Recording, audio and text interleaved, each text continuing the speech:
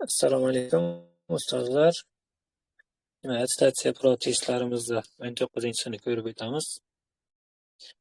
Birinchi testimiz RGB rang modelda kodlangan tasvirning piksellar soni o'zgartirmasdan palitradagi ranglar soni 16384 marta kamaytirildi va uning hajmi 42 kilobaytga kamaygan bo'lsa, tasvirdagi piksellar sonini aniqlang. Tasvirdagi piksellar soni aytaylik n ta bo'lsin. Har bir piksel o'zida nechadir bit axborot saqlaydi. Uni kelaylik i bit deb qo'yaylik. Shu tasvirimiz,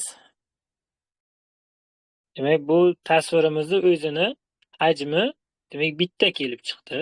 Tasvir hajmi deb qo'yamiz buni. Dastlabki tasvirning hajmi. Endi ranglar soni 16384 marta kamaytirilsa, 16384 marta kamaytirildi. Aytaylik, 1 millionta rangi bor edi, u 16000 marta kamaytirilganda ranglarimiz soni, demak, katta n bilan belgilaydigan bo'lsak, 16384.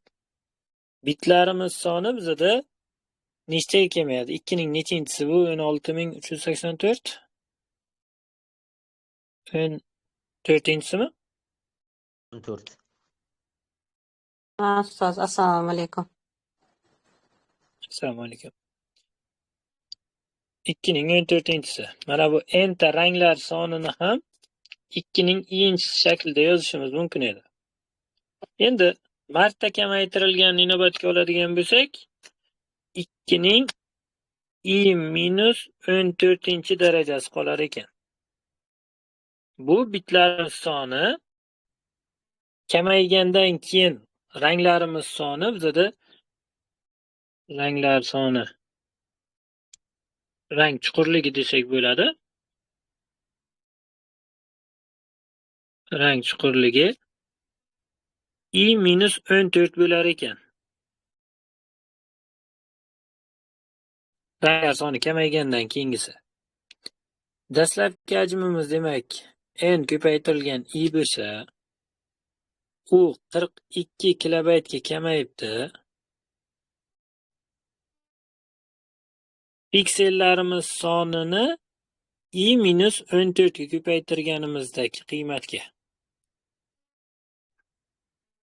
Endi qavsni ochib chiqamiz. N ko'paytirilgan i ayrilgan, bizda 42 kilobaytni bitga o'tkazishimiz kerak, chunki bu yerda bitda qiymatimiz chiqqandi. 42 kilobayt 2 darajasi 10 ga ko'paytirsam baytga o'tadi, 2 darajasi 3 ga ko'paytiradigan bo'lsam bitga o'tadi. Teng bo'ladi n ko'paytirilgan i-14 i ko'rinishiga. Endi qisqaradiganlarni qisqartirib, minus ishoralarni ham qisqartirib yuborib, 14 ni bo'lish qilib bu tomonga o'tkazib yuboradigan bo'lsak, tengligini bu tomoniga 42 taqsim 14 qoladi. 14n qavsni ochib chiqqanda. Ha, 14n. 3 ko'paytirilgan 2 ning 13-chisi barobar n ta piksellar soni kelib chiqadi. Xo'p, javoblar orasida unaqa javob yo'q. 2 dan bitta olib 3 ga ko'paytiramiz.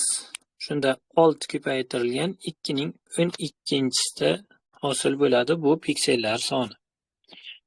Yozib qo'yamiz n piksellar soni. To'g'ri javob D variantda.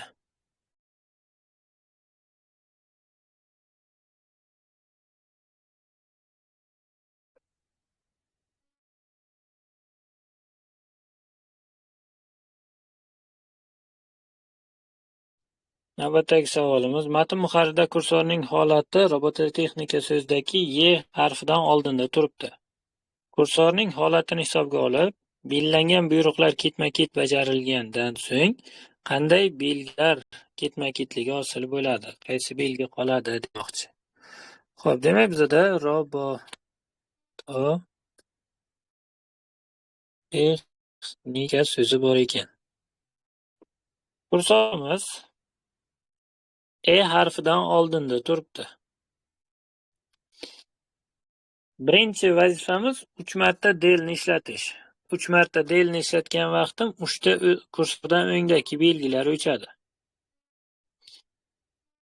4 marta backspace, ya'ni 4 marta kursordan chapdagi belgilarni o'chirishim kerak. 1, 2, 3, 4.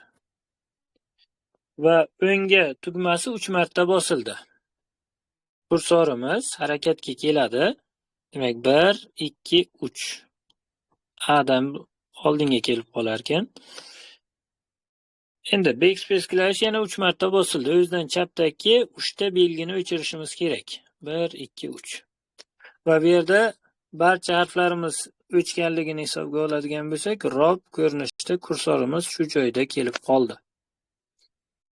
Bir marta home klavishi bosildi. Bu boshiga o'tadi. Kursorni boshiga, demak, satrimizni boshiga o'tadi. Va 2 marta del bosilganda ikkita harf ham ketadi, faqatgina B harfi qolar ekan. D javob to'g'ri.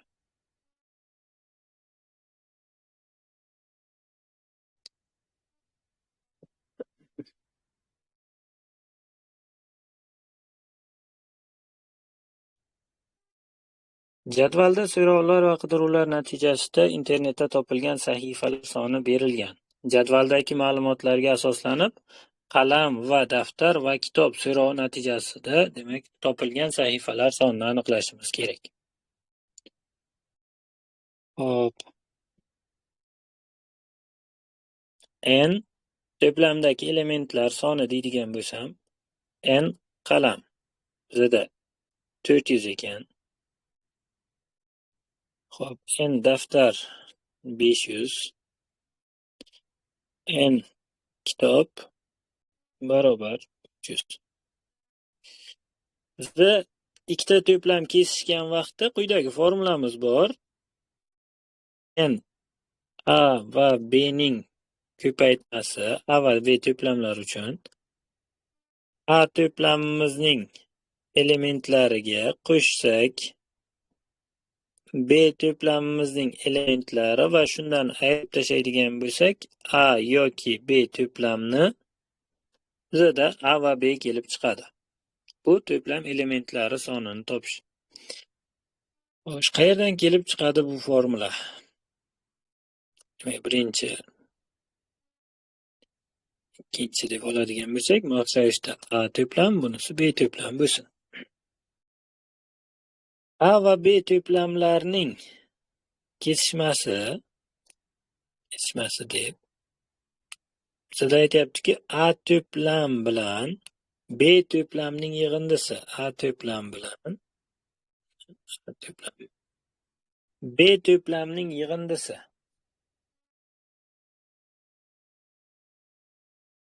Ikkalasini qo'shib, shundan A yoki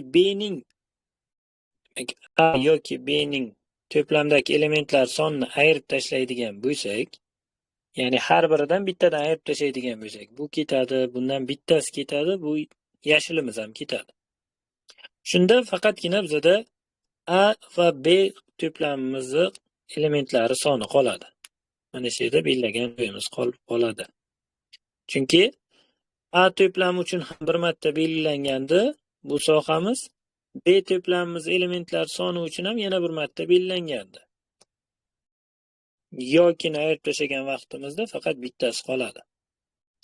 Endi xuddi shunaqa to'plamlar uchun bizda uchtalik to'plamimiz uchun ham formulamiz bor.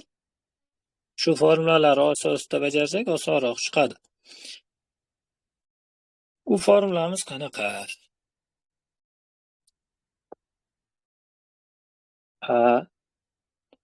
A B C deb yozib ketaveraman. A B C teng A to'plamining elementlar soni qo'shilgan B to'plamining elementlar C to'plamini qo'shib turib, undan ayirishim kerak. Demak, A va B ni A va C'ni ayirishim kerak. B va C'ni qo'shishim kerak. A yoki B yoki C'ni. Va'ni yoki emas, va'ni qo'shaman. Shunda mana shu formulamiz hosil bo'ladi. Bizda so'ralayotgan narsa topishimiz kerak bo'lgan qiymatimiz A va B va C degan qiymat topishimiz kerak. A'ning to'plamli elementlari B, C uchun har biri bor. Bizdan talab qilayotgan narsasi, demak, valiklarni topishi kerak ekan. Valiklarni topib olsa, kerakli qiymatni osongina topishim mumkin.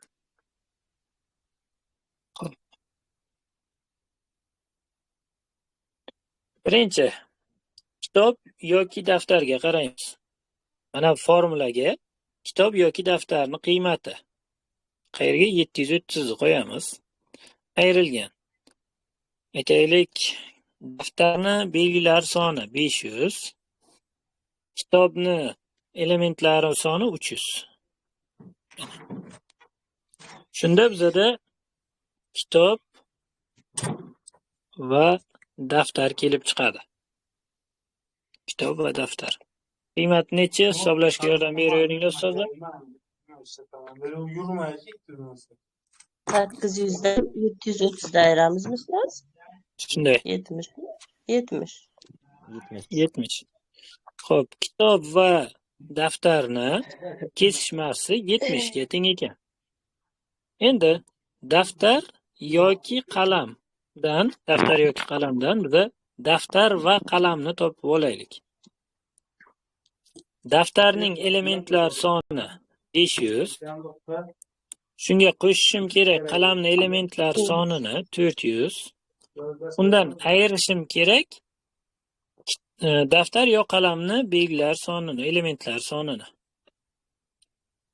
Demak, 900 dan 760 ni ayirishimiz kerak ekan. 140 mi? 140 emasmi? 140. 140. Endi kitob va qalamni topmoqchi bo'lsak, kitobning elementlar soni 300, qalamning elementlari soni 400. Undan ayirishim kerak ularni yoki bilan bog'langanini 580 ni. Shunda 300, 400 ni qo'ysak 700, 700 dan 580 ni ayiradigan bo'lsak 120 kerak. 120. Endi bizda kerakli barcha qiymatlarni topib oldik. Hamma elementni qo'shar ekanimiz 400 qo'shilgan 500 qo'shilgan 300.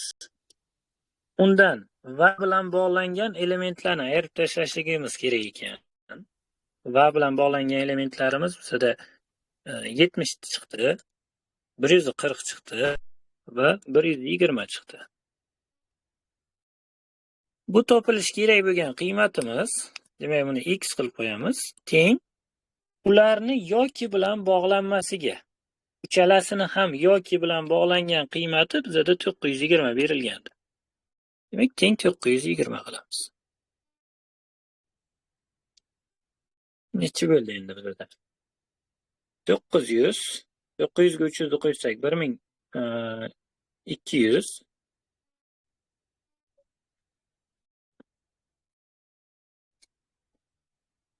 Alo. Assalomu alaykum. 200 dan 330 da.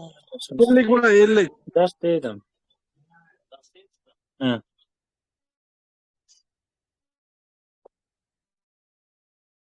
X barobar 50 kelib chiqar ekan.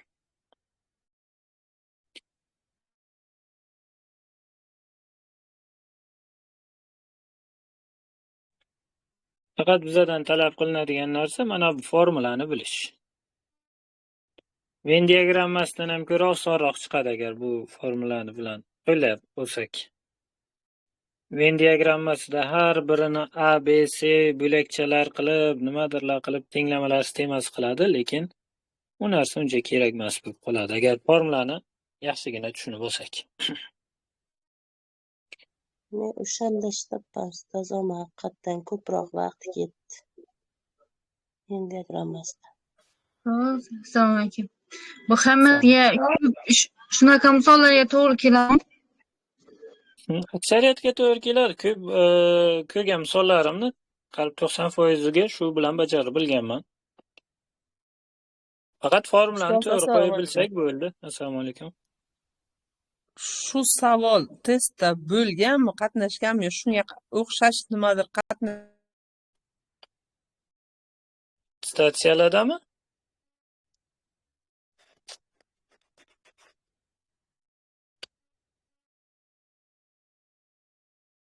tushadi. Bahorda ham, kuzda ham tushgandim, adashmasam menga ham tushadi shunisi. Aynan shunaqa emas endi, shunga o'xshagan tushgan lekin. To'plam elementlari bilan bog'liq narsalar tushadi. Bor edi oldingi unda attestatsiyalarda. Xo'p. Savol bo'lmasa, demak, keyingisiga o'tsam bo'ladimi?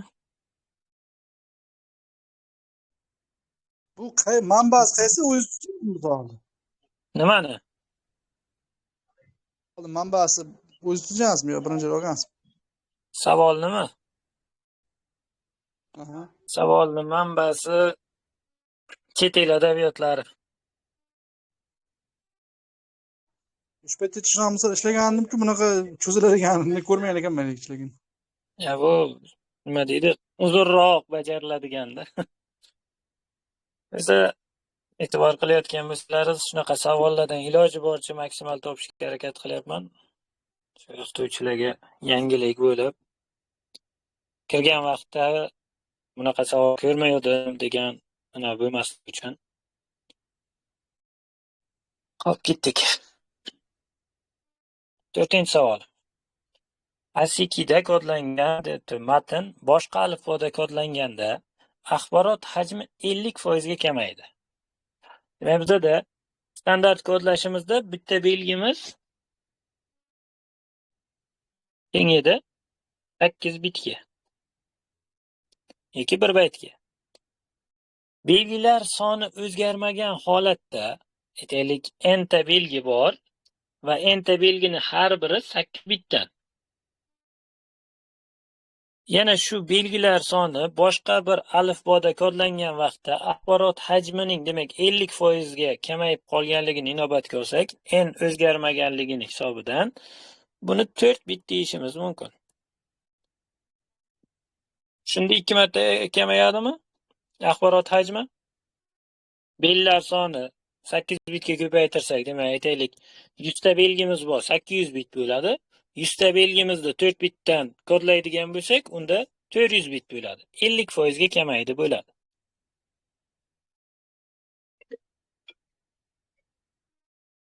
Alifboda demak harflar sonini aniqlang. 4 bit bilan kodlashimiz mumkin bo'lgan alifbodagi belgilarimiz soni 2 ning 4-si barobar 16 bit bo'ladi. 16 ta. Telefonga chalg'ib qoldim.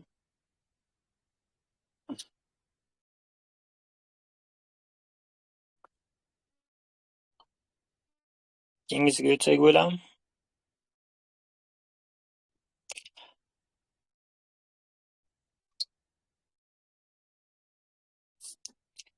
Elektron jadvalda demak C1, C4 diapazonni asosida qurilgan diagrammaga deyapti ko'ra A1 va A2 kataklar yoki qiymatlar yig'intisini aniqlang. Xo'p, burada faqatgina B1 va B2 ning qiymatlari bor ekan. B1 va B2 larni moslashga ayiradigan bo'lsak, bu qiymatimiz 4. Endi bu foizimiz demak C1 ga to'g'ri keladi, buning qiymati 4 ekan. 10%imiz 4 qiymatga to'g'ri kelar ekan. Endi qolgan qiymatlarga e'tibor qiladigan bo'lsak, 50%imiz bor. 50%imiz bizga nechiga to'g'ri keladi? 20 gami? Ha, 20. 22,5imiz.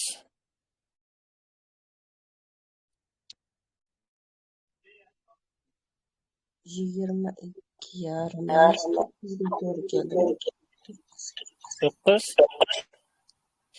Keyin 7,5-chi. Ustoz hammasini topmadik, lekin A1 bilan B1 bizga shu kerak uchun shuni topdik xolos. Yo'q, xo'p, endi 17,5% ham topib qo'yaylik. Men o'zim boshqa narsani aytaman do'st. 7 ga to'g'ri keladimi? 50%imiz C2 ga, bunisi C3 ga, 17,5 esa C4 ga to'g'ri keladi. Endi mana shu C4 bo'yicha qaraydigan bo'lsam, formulada A2 plus A1 degan joyi bor. A2 plus A1. A2 minus B1imizni qiymati 1 ga teng plus A1 barobar 7. A2 qo'shilgan A1 teng bo'ladi 8 ga.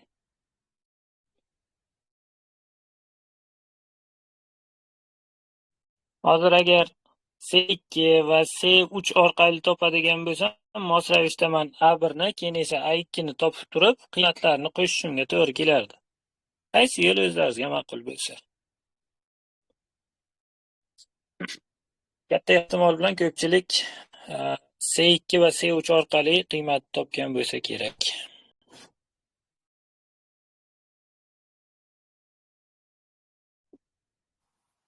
Shunday qildik.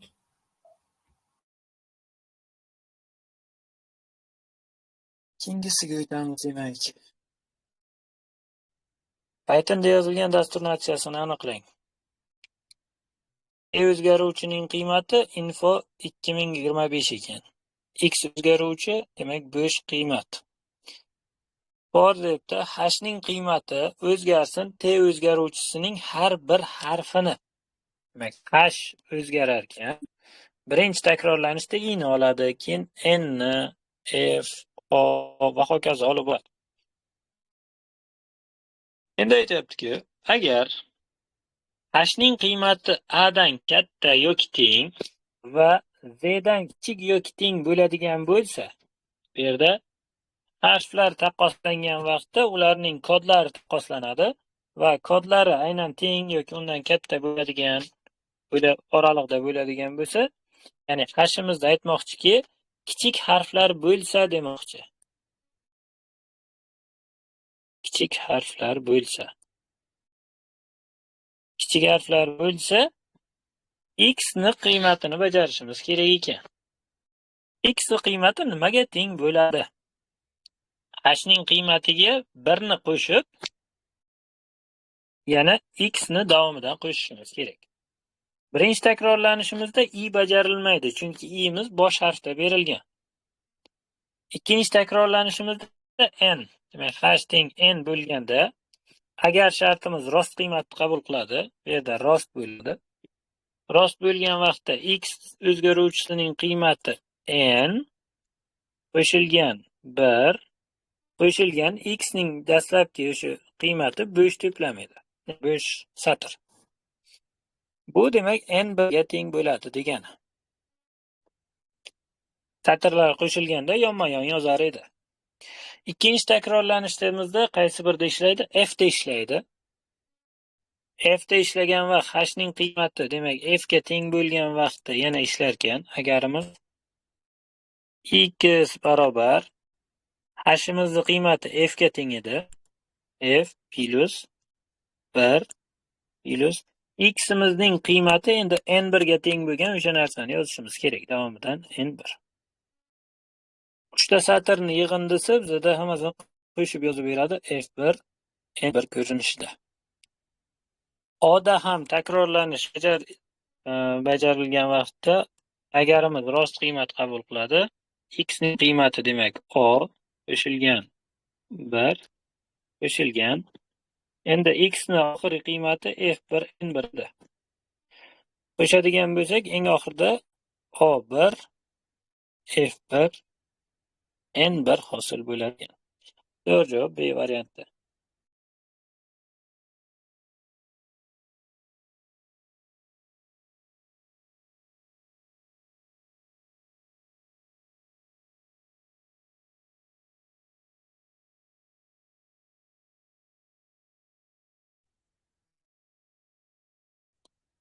JavaScriptda dastur natijasini aniqlang.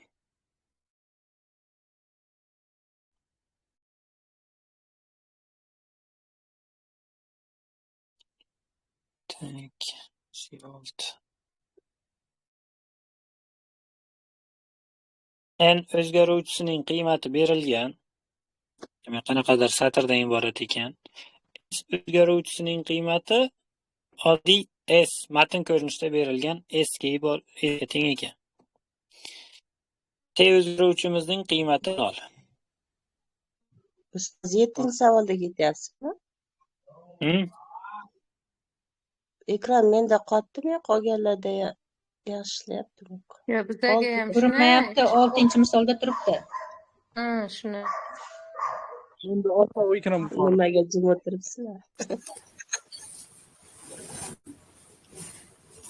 Ha, bo'ldi, ko'rinyapti.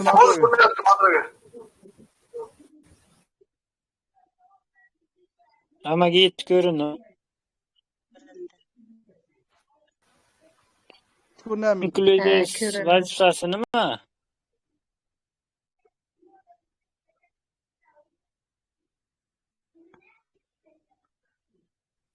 S'larni tekshirib chiqadimi? Berilgan matnda S harfi bor yo'qligini. O'z ichiga oladi dedimi? ChatGPTga beruvdik nimadir dedi. U o'ziga qabul qiladi dedimi? O'sha endagi S'larni Ketma-ket kelganlarini aniqlasa kerak. Ketma-ket kelganlari emas-ku. ichiga oladi.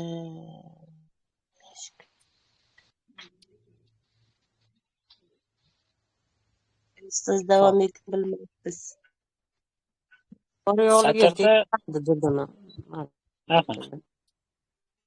Satrda o'sha qavs ichida bergan qiymati bor yoki yo'qligini aniqlab beradi.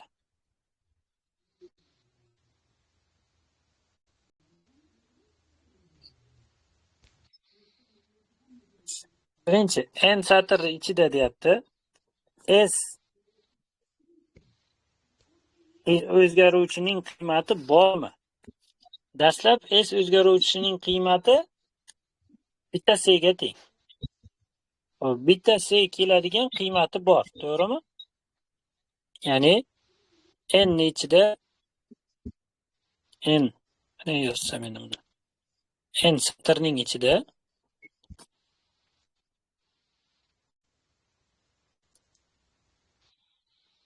S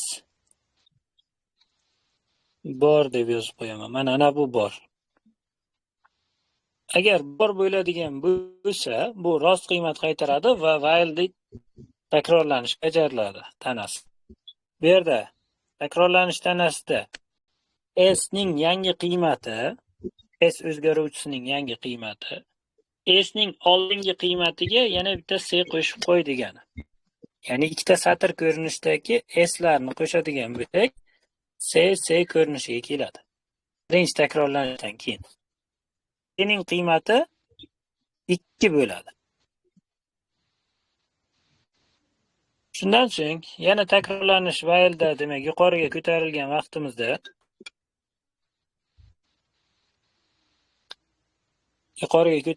vaqtimizda n satrning ichida endi S o'zgaruvchisi ikkita C bormi deb qidiradi.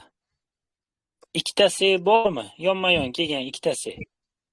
Mana bu yerda bor, bu yerda bor. Bitta topsa yetarli bizada. Ha, bor. N'ning ichida n'ning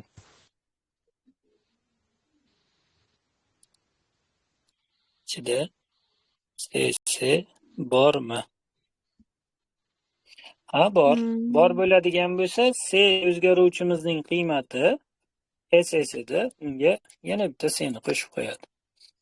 Shunda 3 ta C bo'lar ekan. Keyingi takrorlanishni tekshirish vaqtimizda T'ning qiymati esa 4 ga teng bo'ladi.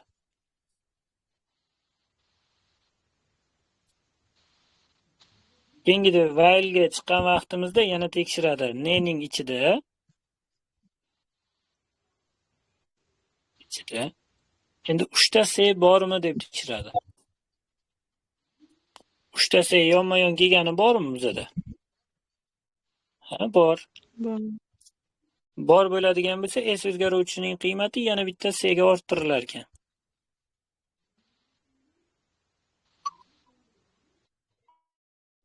S'ning qiymati 6 bo'ladi. 2 taga orttirildi, 6 bo'ldi.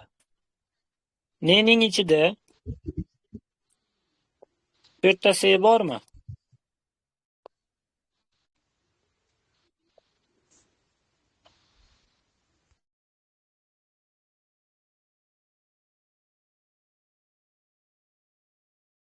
Xo'p, 4 ta yonma-yon keladigan S'imiz bormi?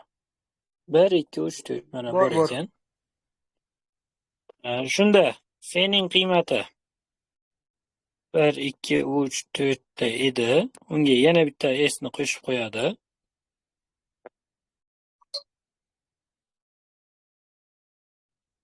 S'ning qiymati esa 8 ga o'zgaradi. Shundan so'ng ikkinchi takrorlanish tekshirish vaqtida n'ning ichida 5 ta S yonma-yon kelgani bormi deb tekshiradi. 5 ta yonma-yon kelgan S harfi bo'lmaganligi uchun while'da yolg'on qiymat qabul qiladi va takrorlanish tanasi o'z ishini yakunlaydi. Shundan so'ng T'ning qiymatini chiqar deb buyruq berilgan. T'ning oxirgi qiymati bizda 8 edi, to'g'ri javob A varianti.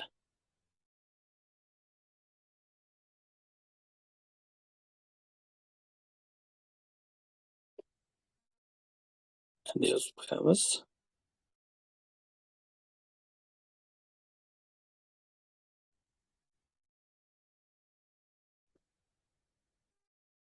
N satrning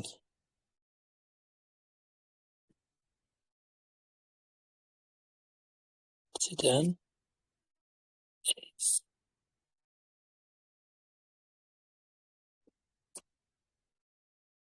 borligini biladiylik.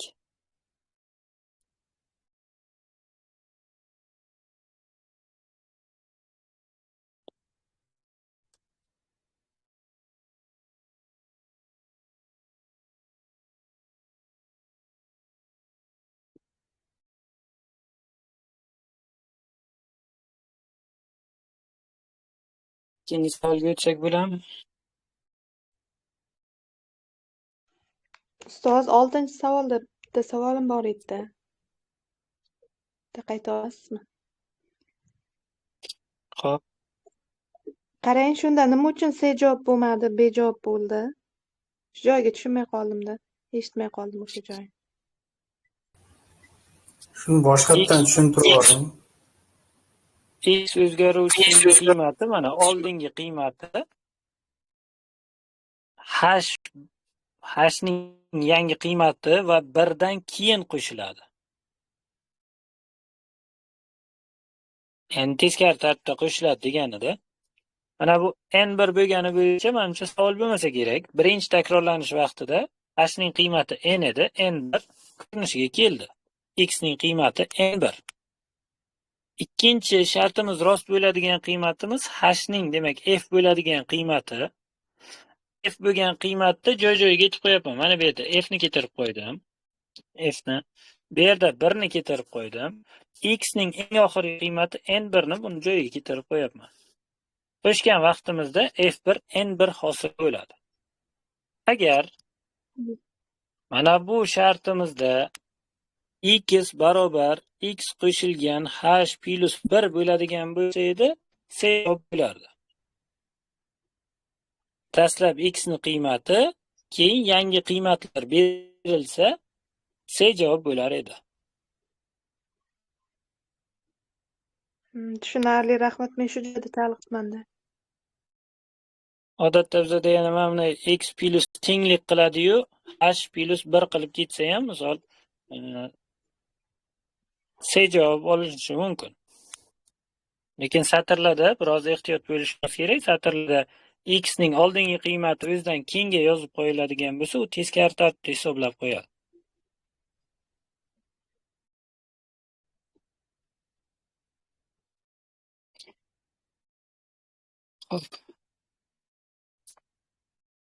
Dasturga x o'zgaruvchining o'rniga qanday natural son yozilganda dastur natijasi noqiymat chiqadi.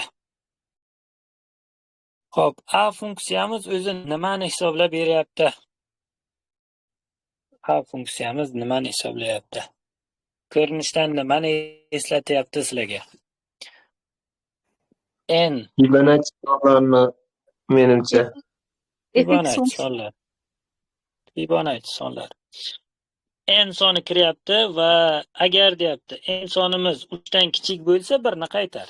Aytaylik n'imiz 1 bo'ladigan bo'lsa A1imiz 1 ekan. N'imiz 2 bo'ladigan bo'lsa A2imiz demak 1 ekan. Chunki 2 kichik 3 dan 1 degan natijani qaytar bo'ladi. Xo'p, n teng 3 ta. N teng 3 ta bizada natija sifatida qaytar deyapti. A1 plus A2 ni. Joyi almashib qoldi endi. Yo'q, to'g'ri. A1 plus A2. Shunda 1 ga 1 ni qo'shadigan bo'lsak 2 hosil bo'ladi. Bu Fibonacci sonlari edi. Diqqatdan ham Fibonacci sonlarini hisoblab beryapti A'imiz. Xo'p, har bir AI ga kelgan vaqtda fordan ko'raylik. For I ning qiymati o'zgarsin. Range 1 dan toki x gacha. 1 dan toki x gacha o'zgarsin. S o'zgaruvchisiga qo'shsin deyapti A ning ikinchisini. Ya'ni A1 ni, A2 ni, A3 ni, A4 ni hammasini S o'zgaruvchisiga qo'shib borar ekan. Bu degani yig'indisi hosil bo'lsin degani. X ni o'rniga aytaylik mana 8 kiritildi desak, X o'rniga 8 kiritilgan vaqtda I ning qiymati 1 dan toki 7 gacha o'zgaradi. Bizga 7 ta Fibonacci sonini topishligimiz kerak. Demak, A4imiz. O'zida olding 2 ta, demak 3, n teng 5 bo'lsa, A5imiz. Xo'p, bizda necha bo'ladi? 5 bo'ladimi? N teng 6 da A6imiz 8, n teng 7 da A7imiz 13 ga teng. Xuddi shu tartibda o'zgaradi. S o'zgaruvchisiga A ning barcha qiymatlarini qo'shib chiqadi. Mana bularni qo'shib chiqishimiz kerak. Shunda S o'zgaruvchimizning qiymati 1 plus 1 plus 2, 3, 5, 8 va 13 ga teng bo'ladi. Qo'shsak necha bo'ladi bu narsa? 4, 7, 7 ga 13, 20, 33 mi? 33. Xo'p, agar deyapti, agar S ning qiymati teng bo'lsa, A ning x plus birinchisi, ya'ni 9-inchisi demoqchi. 9-inchisidan 1 ni ayirganimiz. Biz hozir 7 gacha bajardik, endi 9 gacha bajarib ko'ramiz. A8 necha bo'ladi shunda? A8imiz 21 bo'ladi. 21 bo'ladi. A9imiz 34 bo'ladi. S'imizning qiymati 33 edi. A9imiz 34 bo'ldi. 34 ayrilgan 1. 33. Ya'ni bu rost qiymat qabul qiladi. Rost qiymat qabul qiladigan bo'lsa, bizda 8 kiritilgan vaqt yes natija chiqar ekan. Qolgan natijalarni ham kichikroq holati uchun tekshirib ko'rsalaringiz bo'ladi. Barchasi uchun yes holati ishlaydi. Ya'ni Fibonacci sonlari yig'indisi, misol 7 ta yig'indisi kerak bo'ladigan bo'lsa sizga, o'zidan keyingi o'sha 9-hadimizni bitta kam qiymat chiqadi. Dastlabki 7 ta qiymat yig'indisi Fibonacci'ni. Demak, 9-hadidan bitta kam chiqadi doim.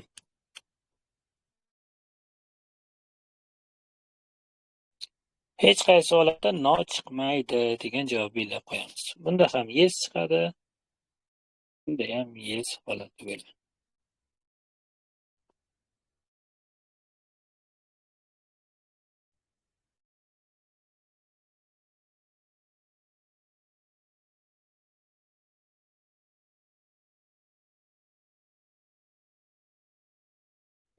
Savol yo'qmi bu bo'yicha? 9-da 54 ga 55 bo'lib qolmaymi ustoz? 9'da qo'yib ko'rsak. 9 ni qo'ysak, 9 ni qo'ygan vaqtimiz 8 gacha bo'lgan adlarning yig'indisini topamiz, to'g'rimi? 54 bo'ladi. 54 bo'ladi. Xo'p. Keyingi adimizchi bizani? Ha, birda ayiramiz. O'nimiz. Bittaga farq qilib bir ham bor-da bu yerda. Bittaga farq qiladi doim. Xohlaganda tekshirib ko'ring. Yes chiqadi. Ustoz, assalomu alaykum. Assalomu alaykum. Hozir shunaqa murakkablik darajada attestatsiyada tushadimi? Endi bilmadim. Bu o'zi asli murakkab emas. Faqat xulosa chiqarish kerak ozgina. Balki bundan oson tushar. Attestatsiya tuzuvchilarga bog'liq endi u savollarni tuzuvchilarga.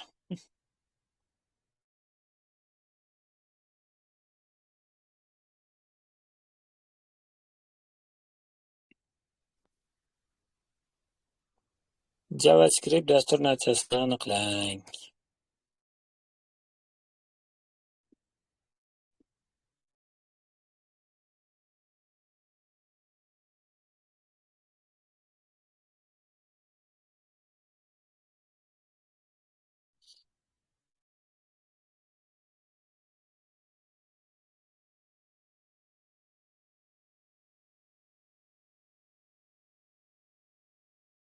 Xo'p. Boshqacha. ls nomli massiv berilgan ekan. Massivning demak elementlari 1, 2, 3, 4, 5, 6, 7 ta. S ning qiymatini olgating. For debdi, let o'zgaruvchi demak e'lon qilyapti. I degan o'zgaruvchini I ning qiymati 0 dan boshlansin toki I ning qiymati ls ya'ni massivning uzunligidan kichik bo'lguncha. Ya'ni I ning qiymati kichik bo'lguncha 7 gacha davom etsin. Har bir takrorlanishdan keyin I ning qiymati bittaga oshirilsin. Bittaga oshirilsin. For ning takrorlanish tanasi boshlandi va for ning takrorlanish tanasi mana bu yerda tugadi. Ularni barchasi demak for ning takrorlanish tanasida ekan. Har biri uchun I ning qiymati demak 0 bo'lgan holat uchun bajarishni boshlaymiz. I ning qiymati 0 edi. Agar ls massivining 0-indeksli elementi 2 ga bo'lgandagi qoldig'im aynan 0 ga teng bo'lsa, ya'ni 412 ni 2 ga bo'lganimda qoldig'i 0 ga tengmi? Ha, 0 ga teng. 0 ga teng bo'ladigan bo'lsa, s ning qiymatini bittaga oshir. S ning qiymati s plus 1. S ning qiymati bizda necha bo'ldi? 1 bo'ldi degani.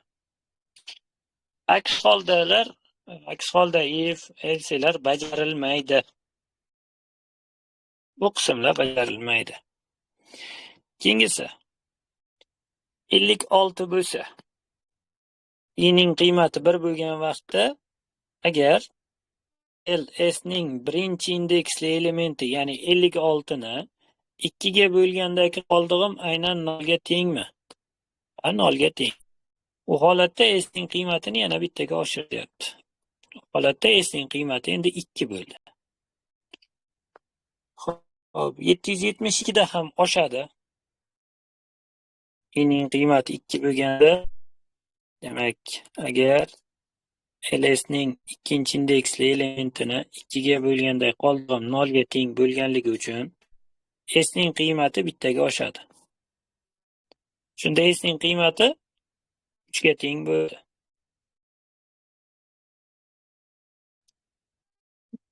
Keyingi takrorlanishga o'tgan vaqtimizda i'ning qiymati 3 bo'ladi va i'ning qiymati 3 bo'lgan vaqtda birinchi shart tekshiriladi. Agar LS ning ikkinchi indeksli elementini 3-chi indeksli elementini 2 ga bo'lgan vaqtim qoldiq 0 ga teng bo'lsa, 0 ga teng emas, yolg'on bo'ladi. Aks holda degan qismga o'tadi. Yolg'on. Aks holda o'tgan vaqtda yangi if kutib turibdi. Aks holda deyapti. Else if deb yozsangiz ma'qul. Aks holda if. Bu yerda endi faqat i'ni o'zini 2 ga bo'lganda qoldig'ini tekshirib ko'ryapti. i'nimizni qiymati 3 edi. i'ni 2 ga bo'lganimizdagi qoldig'imiz aynan 1 ga tengmi? i'mizni qiymati 3 edi. Mana 3 ni 2 ga bo'lganimdagi qoldig'im aynan 1 ga tengmi? Ha, 1 ga teng. U holatda s ga endi 2 ni qo'shar ekan. S barobar s plus 2. Bu holatda s ning qiymati endi necha bo'ldi? 5 bo'ldi.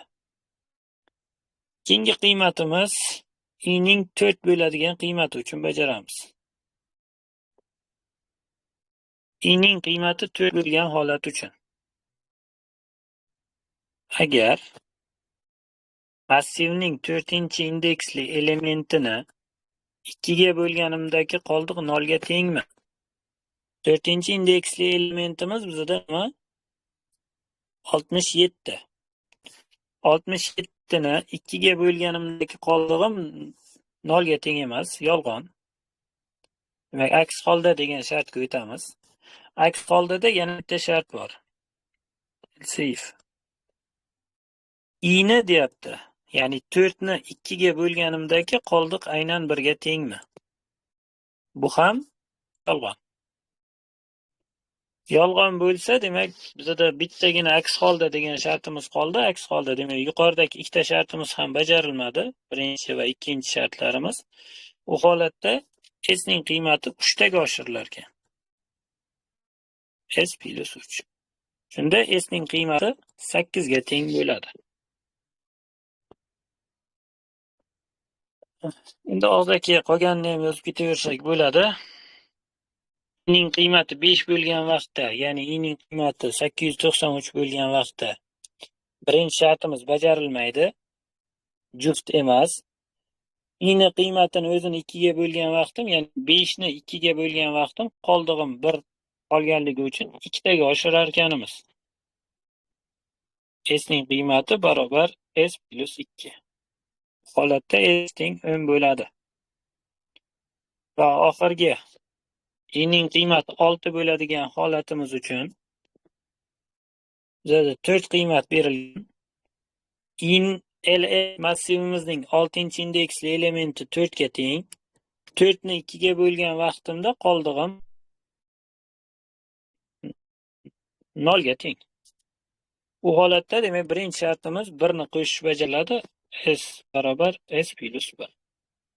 Shunda s ning qiymati 11 ga teng bo'lar ekan. Endi qordan eson-omon chiqib oldik. Va bu yerda aytayaptiki s barobar s plus 4. S ning qiymati 11 bo'lib chiqdi. 11 ga yana bitta 4 qo'shadigan bo'lsak, javobimiz 15 ko'rinishiga keladi.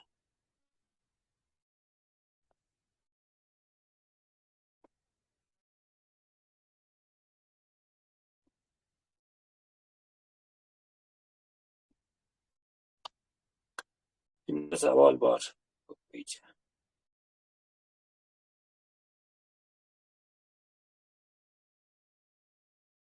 Tushunarli ustoz. Assalomu manda savol bor edi. Bu hozir eshitmay qoldimmi? 90larni 2 ga bo'lganda qoldiq har doim 1 bo'ladi-ku. Nima uchun biz 3-holatni ko'rdik hozir? Else Bu yerda massivni inch indeksi deyilgan, bunisida in o'zi deyilgan.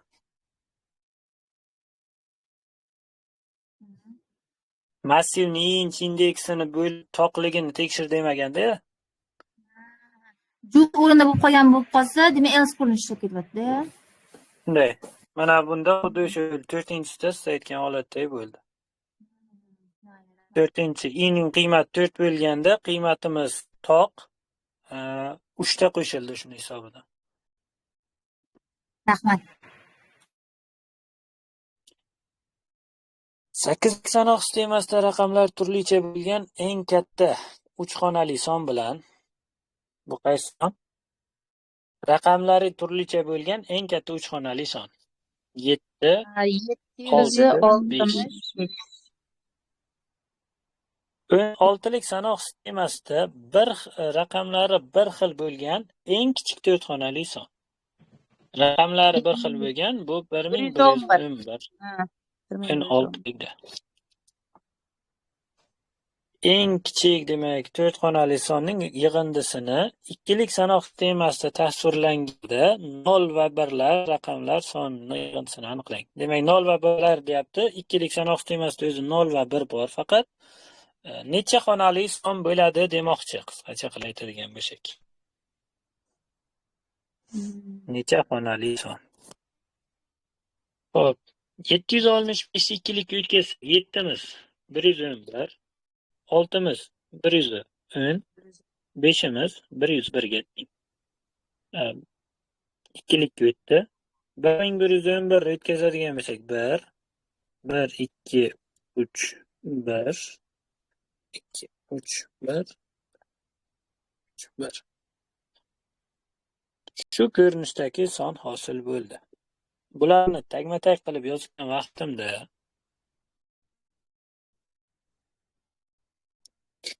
sonni qo'shganim bilan yangi xona hosil bo'lmaydi. Ya'ni 16likda necha xona bo'lsa, xuddi o'shanaqa son hosil bo'ladi. Ko'pi bilan 1 0 0 1 ko'rinishiga kelishi mumkin. Bu yo'qni hisoblamay o'tirmayman. Jami necha xonali son? 4, 8, 12, 13 xonali son bo'lar ekan.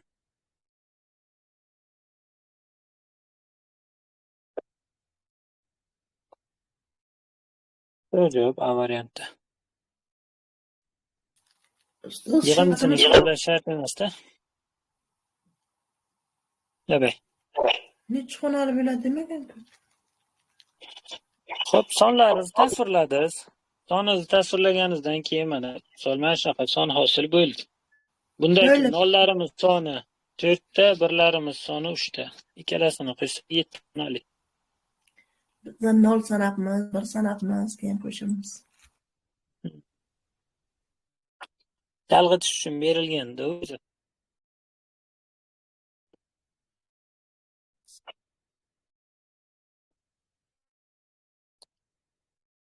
HTML tilida atributlarni aniqlang. Ref, image, srk, head, body. Kim aytadi?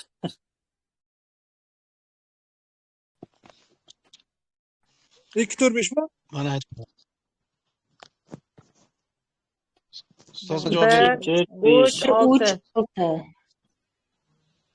2, 4 image bu tek, head tek, body tek. Va ularning atributlari ref, srk, alt ko'rinishda bo'ladi. To'g'ri 1, 3, 6. Sejavob.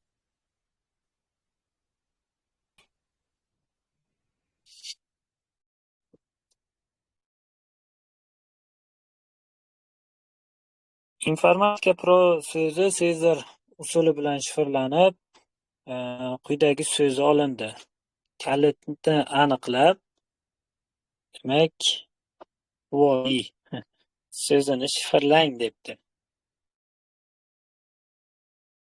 Qana bir statistikasini ko'raylik qancha savol. Ustoz, mana shu misol yechishingizdan oldin bitta savol bermoqchi edim. Xo'p. Mana informatika Pro so'zini yechganda qisqasi 5 kalit chiqdi-da endi. Keyin mana Xvoy turibdi-yu, ha? Mana keyin kalit, keyin shifrlangan so'z. Shuni shifrlang degani uchunmi, qisqasi buni shifrlab matn degan so'z topibman-da. Lekin aksincha javobida Mana S, Q, J, D tipda shunga bir haligi aniq kirib kelayin demoqchi edim. Aha, Ustoz, yaxshi. ustoz, ustoz Tabii. men gapirsam maylimi? Mana o'zi Mayli. havoiy so'zi turibdi. Shriflanganda o'sha D, H va O turibdi o'zi manida. Havo degan so'z turibdi. Ashidan mat topsa bo'lar ekan. Matn degan javob ekan. Matn degan javob noto'g'ri. Nimaga? Shunaqa ekanda, shu xato ekan. Shunga Bu o'zi siz ustozdan aytayotgan narsa deshifrlash bo'ladi.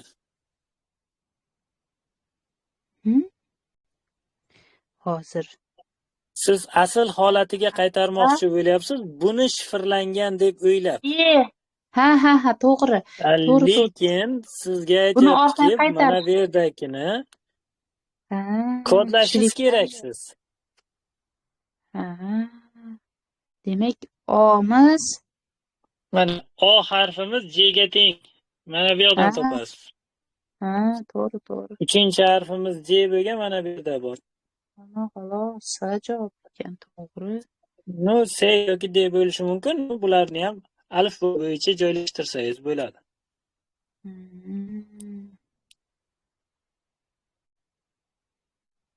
Bo'ldi. Atayin bu yerda shifrlab xuddi shifrlangan matn ko'rinishida yozgandim o'zi. Lekin ko'pchilik to'g'ri javob bergan. 39 kishidan 33 kishi to'g'ri javob bergan bunga.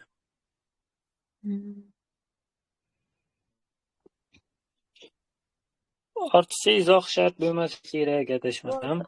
O'tiring, davna boshqasiga. Kalit 5 ga teng. Bu kalit 5 ga teng. To'g'ri javob C varianti. Adashmagan bo'lsam. Hozir yana bitta ko'ray javobini. 12 C javobdir. Mashina koordinatalari tekisligida -5 uch nuqtada turibdi. Ikkinchi chorakda turgan ekan. Mashina uchun quyidagi ko'rsatilgan animatsiya sozlamalari o'rnatilgan.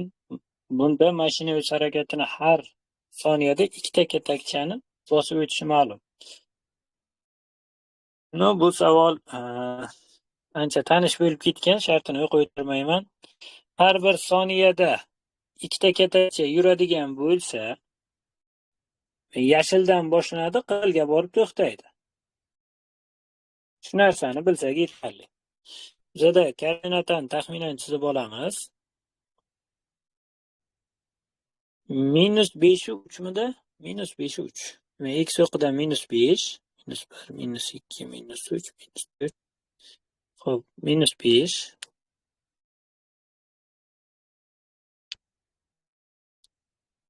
va 1 2 3. Mana shu yerda mashinamiz turibdi. O'ngga qarab harakatlandi necha soniya davomida? 4 soniya davomida harakatlandi. Har soniyada ikkita katak yurishi ma'lum. 4 soniyada 8 katak oldinga qarab yurar, o'ngga qarab yurar ekan. 8 birlik oldinga qarab yurgan vaqtimizda x o'qidan 3 ga kelib qolamiz. X o'qidan 3 ga kelib qolamiz. Birinchisi animatsiya bajarilgandan keyin. Keyingi animatsiyamiz pastga qarab harakatlanish kerak ekan. Pastga qarab necha sekund harakatlandi? Bu yerda 4 bor. 6 va 8 o'rtasida, demak 7 da 3 sekund harakatlandi. 3 sekundda har biri 2 katakdan yuradigan bo'lsa, 6 katak pastga tushishligi kerak ekan. X y o'qidan demak 3 birlik yuqorida edi. 6 birlik pastga qarab tushadigan bo'lsa, necha keladi? -3 ga kelib qolar ekan. Keyingi animatsiyamizda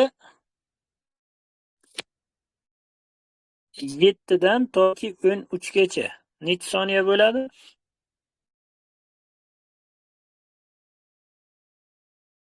6 soniya. 6 soniya, 12 katak. -9 -3 ko'targan. Xo'p. o'n ikkiga tag bu yoqqa yursak. Biza 3/2 kelganda 12 katak yurgan vaqtimizda nechaga kelib qolamiz endi? Taxminan qaysidir qiymatga kelib qoldik shu yerda. -9 u -3 ga kelar ekan. -9 ga keladi. -9. Va yana 1 sekund yuqoriga harakatlanibdi. -9 u -1 ga o'tadi. 2 qadam, 2 naqa bo'lganligi uchun. 2 birlik yuqoriga ko'tarilganligi uchun va 2 birlik yuqoriga. Oxirgi koordinatamiz -9 -1 ekan. -9 -1 uchinchi chorak degan javob belgilab qo'yishimiz kerak.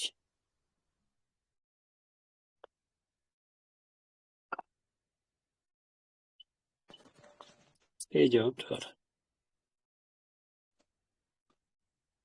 Ustoz, Nima? ustoz bu nima o'ngga qarab ketmay chapga qarab ketdi. Mana bu yerda yashil qizil tomonga qarab yuradi. Yashildan boshlanadi, qizilga qarab to'xtaydi.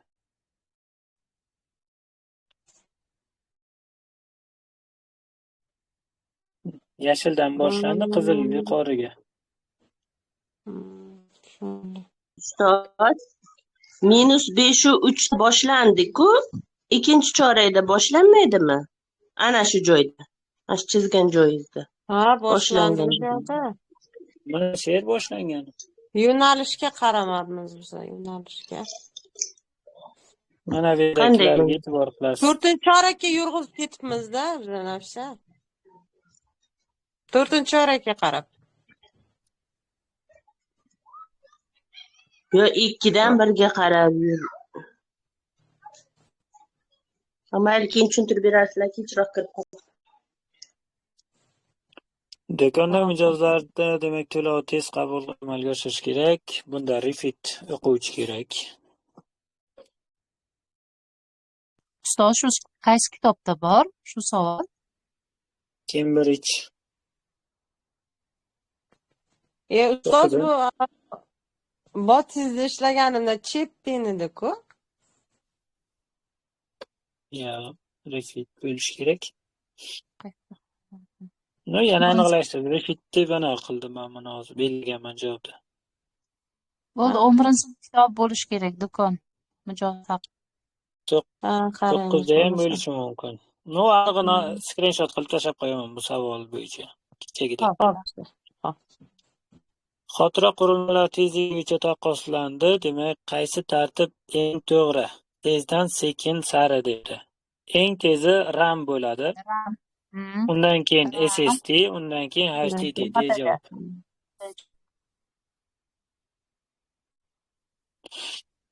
Quyidagi ma'lumotlar bazasida demak ikkita jadval keltirilgan deb qatori bola ota berilgan ma'lumotlar asosida G'olibov ning bobosini familiyasini aniqlashimiz kerak.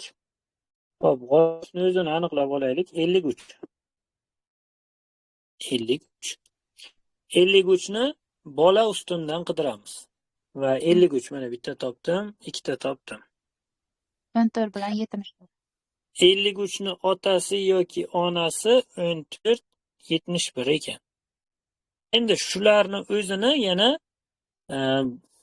G'olibov uchun bobo bo'lishi uchun bular farzand bo'lishi kerak-da. 14 bilan 71. 14 ni ota-onasi demak 34 bor ekan. 78 bor ekan. 71 niki bormi? Yo'q ekan 71 dik. 71 niki yo'q ekan, yaxshi. Bola ustunidan demak 71 topa bilmadik. Endi 34 ni qaraymiz. 34 kim? Komilov ekan. Komilov 78 chi. Tolipov ekan. Demak bizda bobo kerak edi. To'g'ri javob 34. Xo'p. 34 Komilov degan A javobda berilgan ekanlar.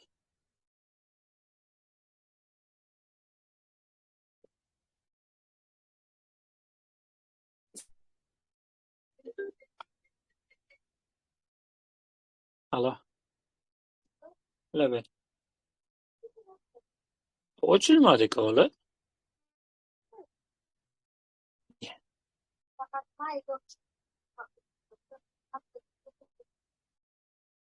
Bilmadim.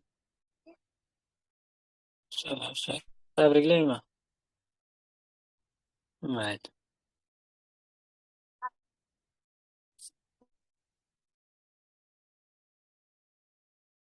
Yo'q.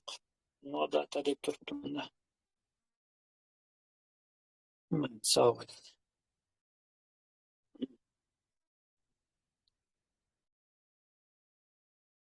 Rasmda maket nomli jadval ma'lumotlari bilan ko'rsatilgan ushbu so'rov bajarilganda nechta natija chiqadi?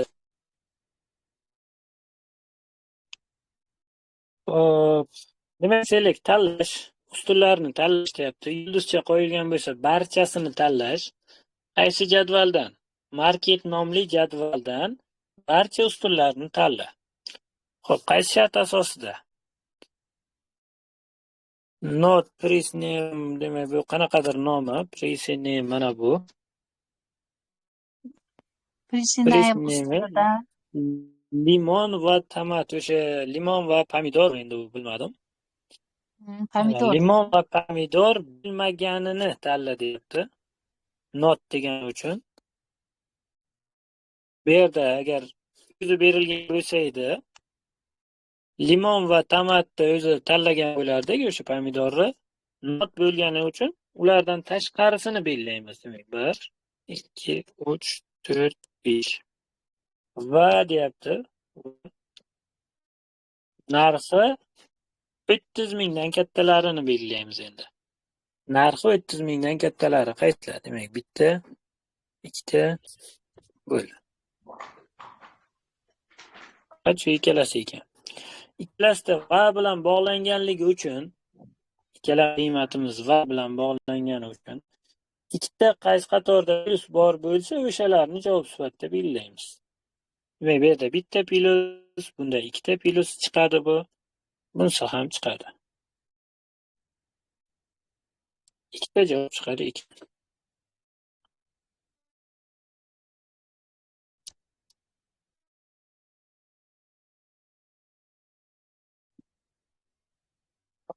Bot dasturida biror so'zning ustida sonchaning chap tugmasi 3 marta tez bosilganda shu Abzas so'z turgan qator abzas belgilanadi. Bu nazariy savollar. Agar A va B ko'paytmamiz 1 ga teng bo'lsa, quyidagi mantiqiy ifodaning natijasini aniqlang. Bizda NAND funksiyasi bor. NAND funksiyasi A va B ning inkori degani. A va B ning inkori. Ya'ni bizda A and B ning not varianti teng bo'ladi xuddi shu narsaga. Buni javobi ko'paytmamiz 1 edi. Inkor olgan vaqtimiz, demak, NANDdan chiqadigan javobimiz 0 ekan. Xo'p. A va B. Birdami A shunda? Bir, B ham va bir. B. Ha. A va B qachon 1 bo'ladi? Qachonki A ning qiymati ham 1, B ning qiymati ham 1 bo'lgan holatdagina 1 bo'ladi javobimiz. Undan xulosa qiladigan bo'lsak, not A bor, bu yerda 0. Uni C ning qandaydir qiymatiga ko'paytirsak ham natijamiz 0 chiqadi baribir. Ikkinchi qavsimizning qiymati ham 0 ekan. Birinchi qavsimiz ham, ikkinchi qavsimiz ham 0 qiymat qabul qilsa 0 xor 0 teng bo'lar ekan 0 ga. Javob yo'q.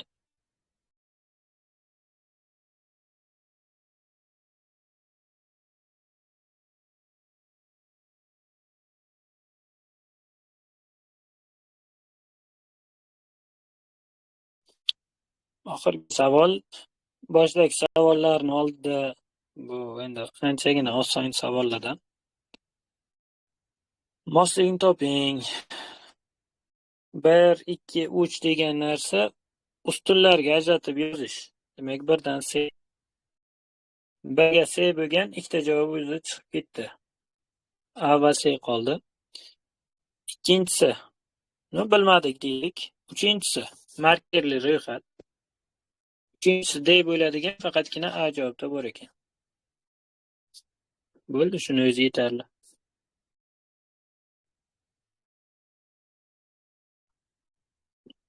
Ustoz, sizga katta rahmat.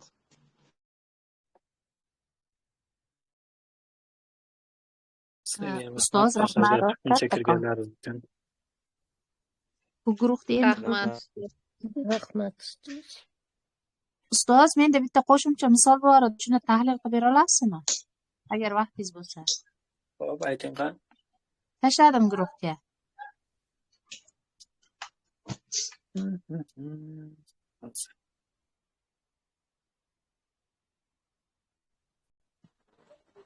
Men ishlaganimda bitta chiqyapti, lekin javob ikkita ekan. 1, 2, 2, 3da ham, 3, 2, 1da ham unda bo'ladi bu. Nima deydi?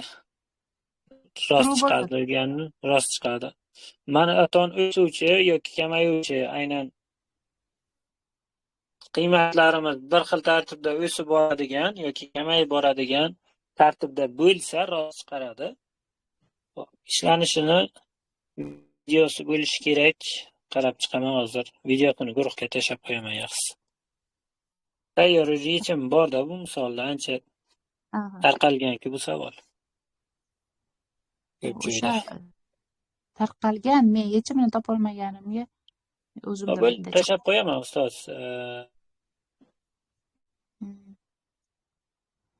Tahlil qilish. Agar nima deydi? Aqlingiz bo'ladigan bo'lsa, hozir bitta qisqacha reklama qilib o'tsam bo'ladi. Ertalab ham ko'rsatdim. Test ishlash uchun shaxsiy botimni anaqa qilganman, yo'lga qo'yganman. Kompyuterdan kirib olay. Unda ham o'sha har bitta savol unga mos ravishda video yechimlar qo'yib borilyapti. 1 minut.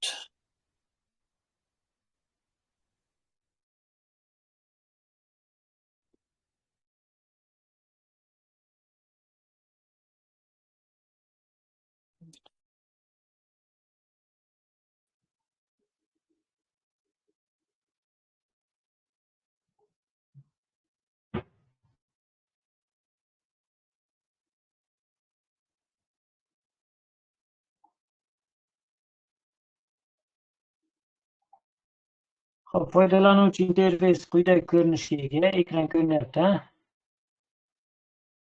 Bu yerda testni boshlash tugmasi bor. Testni boshlash bosgan vaqtda mana mavzular, bo'limlar kelib chiqadi. Sanoq sistema kodlash, qaysi bo'lim kerak bo'ladigan bo'lsa, misol Office dasturlari. Office dasturlariga kirgandan keyin Excelga oid 137 ta savoli bor ekan hozir bazada. Bosgan vaqtimda qaysi tartibda bajarmoqchisiz? Misol o'zingizni mustahkamlash uchun, bilimizni mustahkamlash uchun ixtiyoriy tartibda 25 tadan yo to'liq bazadagi savollarni ko'rib chiqmoqchi bo'lsangiz, barchasini bajarish qilishingiz ham mumkin. Hozir ixtiyoriy tartibda bosib qo'ysam ham bo'ladi va mana savollar kelib chiqadi. Agar bazaga bu vaqtda yechim joylashtirilgan bo'lsa, uni yechimlari ham joylashtirib javob bergandan keyin kelib chiqishi mumkin. Bu savolda yo'q ekan hali. Xo'p. Interfeysi. Dasturlash tillari bo'yicha aniq bor, o'shani ko'rsataman. Demak, Python bo'yicha kiradigan bo'lsam, nechta savol bajarmoqchisiz? Mana ixtiyoriy tartibda tanladim. Bosgan vaqtimda mana video yechimi kelib chiqadi. Keyingi savolga o'tishingiz mumkin. Yana javob bergan vaqtda yana misol video yechimlar joylashtirilgan. Nazariy savollarda rasm yechim bor. Kitob o'sha aynan qaysi qismida olingan bo'lsa, nazariy savolda o'sha joyini ham bemalol ko'rib olishingiz mumkin bo'ladi. Bundan tashqari shu savol bo'yicha e'tiroz yuborishingiz ham mumkin. Agar savolda javobida xatolik bo'lsa, o'zingiz javobingiz to'g'riligiga ishonib, bu yerda botga xatolik kiritilgan bo'lsa, o'sha narsani ham belgilashingiz mumkin. E'tiroz yuborsangiz, adminga keladi. Admin tomonidan sizga javob beriladi. Nazorat ishi bo'limimiz bor. Nazorat ishi bo'limimizda attestatsiya oxirgi chiqqan o'sha spetsifikatsiya bo'yicha bazamizda bor bo'lgan savollar asosida o'zi avtomatik savollarni tanlab beradi. Misol Python, JavaScript shu bo'limdan 3 ta savol tushishi kerakmi? Sizga nazorat ishini tanlagan vaqtda faqat 3 ta qilib beradi. 3 ta o'z-o'zi sinab borishingiz mumkin. Agar vaqt bo'yicha bajarmoqchi bo'lsangiz, vaqt bo'yicha test bajarish tugmamiz ham bor va bu tugma orqali ochiladigan saytdan bemalol vaqtga qo'yib testni bajarishingiz mumkin. Vaqt bo'yicha ochiladi. 70 daqiqa berilgan, har bir savolga 2 daqiqadan qilib 35 ta savol. Savollarni ixtiyoriy tarzda o'tkazib tanlab olishingiz mumkin. Bu holatda ham savollarga aytaylik, e'tiroz yuborishingiz mumkin. Tugallash bo'lsaman, tugallamoqchiman. Bitta to'g'ri javob beraman. 34-savolga.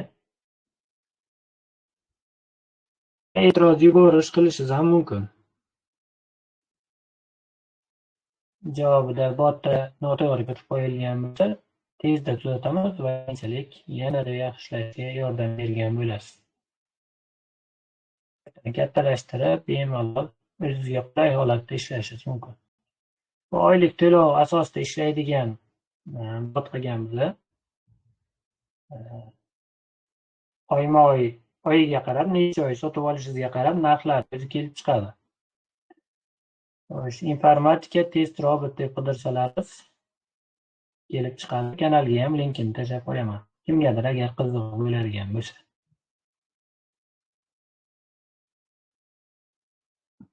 Informatika Pro.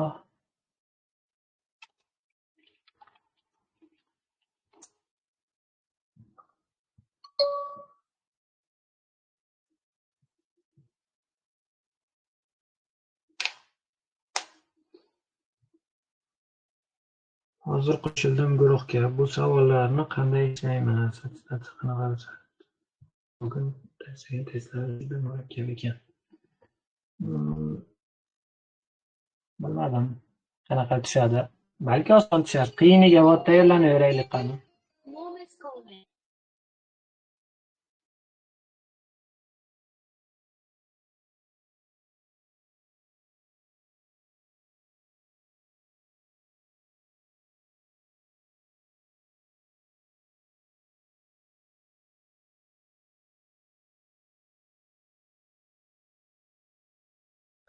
Rahmat ustoz. Rahmat ustoz. Rahmat ustoz, kattakon. Rahmat.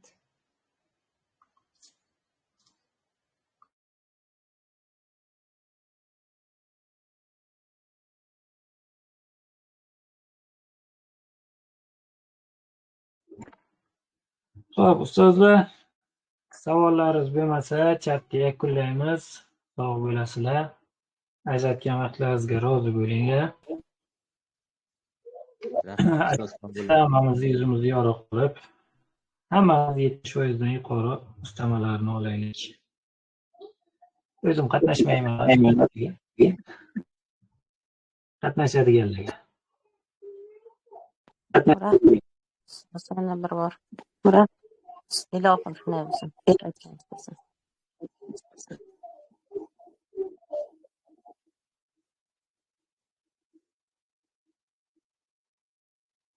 Hozir men kompyuterda ovoz o'chirib qo'yilgan ekan, ovozlarni eshitmadim ochig'i. Nimaga hamma jim turibdi desam, ovoz o'chiq ekan.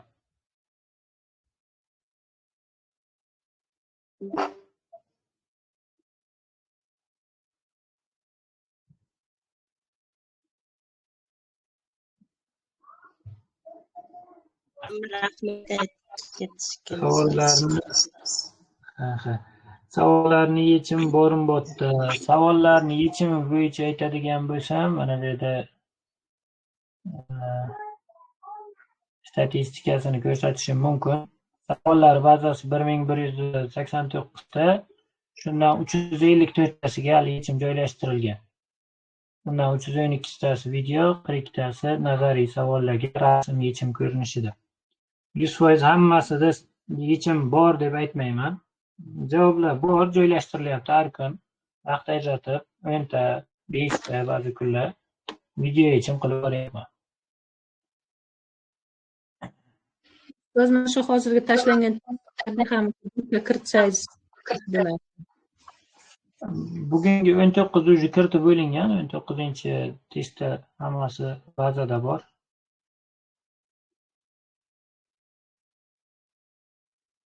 Savollar Rahmat. bazasi. Yana qayta ishlab o'rganib olardik-da. Sog' bo'linglar.